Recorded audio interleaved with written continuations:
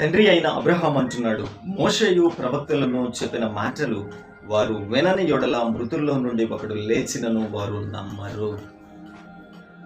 మోషేయు ప్రవక్తలు, దేవుని సేవకులు చెప్పే దేవుని మాటలు, ఈ వాక్యము వారు వినని యెడల ఎంత పెద్ద అద్భుతం జరిగినా వారు దేవుణ్ణి నమ్ముకోరు, దేవుని యందు విశ్వాసము ఉంచరు, వారు రక్షింపబడరు.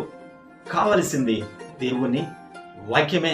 అద్భుతాలు, స్వస్థతలు, ఇంకా నానా హడావుడి చేసే ఇవన్నీ కూడా ఒక వ్యక్తిని రక్షణలోనికి నడిపించలేవు. దేవుని వాక్యమే. ఏమండి, చనిపోయిన ఒక మనిషి తిరిగి లేవడం కన్నా అద్భుతం ఉంటుందా?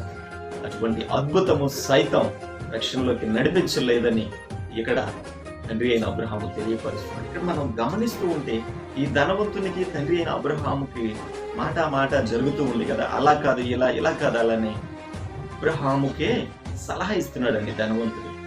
నేను అంటాను, కనీసం అప్పటికి కూడా ఇంకా తగ్గింపు అనేది రాలేదు. సలహా ఇస్తున్నట్లుగా మనం చూస్తున్నాం. ఏదో అంటారు కదా, చింత చచ్చినా పులుపు చావలేదన్నట్లుగా తనున్న ఆ యాతనకరమైన పరిస్థితులు తను చేయవలసింది, నా ఇంటి వారు రక్షించబడాలి, నీవే ఏదైనా చేయయా అని తండ్రి అయిన అబ్రహామును వేడుకోవలసిన ఈ ధనవంతుడు అక్కడ కూడా సలహా ఇస్తున్నాడు. ఇక్కడి నుంచి ఒకళ్ళు వెళితే వారి దేవుణ్ణి నమ్ముకుంటారు, అలా జరిగితే నమ్ముతారు, ఇలా జరిగితే నమ్ముతారు అని సలహాలు ఇస్తున్నట్లుగా మనం చూస్తున్నాం.